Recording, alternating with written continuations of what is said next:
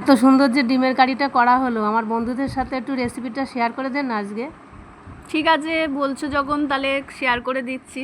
বন্ধুরা, এটা কিন্তু ভাত, রুটি, পরোটা সবটার সাথেই খাওয়া যায়। দেখে তো কিন্তু খুব টেস্টি মনে হচ্ছে।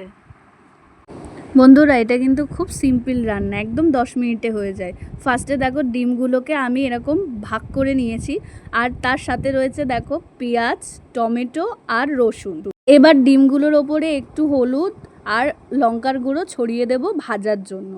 এরপর কিন্তু আমি কড়াইতে তেল গরম করতে দিয়ে দিয়েছি। তারপরে কিন্তু দিয়ে দিলাম ডিমগুলো, ভাজতে দিয়ে দিয়েছি উল্টো পিঠ করে। ডিমগুলো দেখো কি টেস্টিভাবে ভাজা হয়েছে।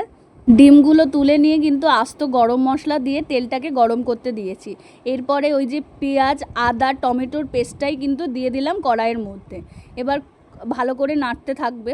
তারপরে কিন্তু দিয়ে দেওয়া হলো জিরে এবং ধনের পেস্ট। এটা দিয়ে কিন্তু এবার আমি ভালো করে নাড়ছি। দেখতে পাচ্ছ আমার নাড়াটা দেখে আমি কত মন দিয়ে এটাকে নাড়ার চেষ্টা করছি। তারপরে কিন্তু লঙ্কার গুঁড়ো, হলুদ আর লবণ দিয়ে দেবো মশলার মধ্যে।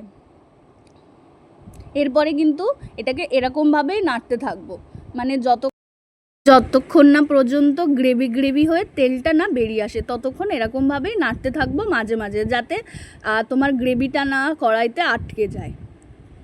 তো দেখো কি সুন্দর, মানে জাস্ট করতে করতেই এত সুন্দর কালার এসেছে না, দেখেই লোভ লেগে যাচ্ছে।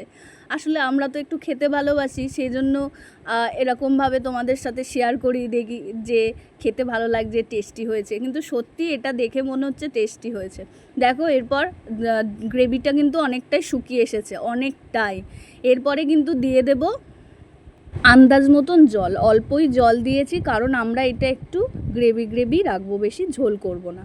তারপরে কিন্তু ডিমগুলো দিয়ে দিলাম, এর মধ্যে ছেড়ে দিলাম, দিয়ে এবার ওটাকে গ্রেভিটাকে আর একটু শুকিয়ে নিয়ে আসতে হবে। দেখো এবার কিন্তু একদম কমপ্লিট ডিমের কারি। এর মধ্যে একটু ঘিও আমি দিয়ে নিয়েছি।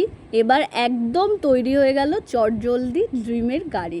দেখে ভীষণই টেস্টি লাগছে, এখন শুধু খাওয়ার অপেক্ষায়। তোমরাও এটা একবার ট্রাই করে দেখতে পারো। বাই।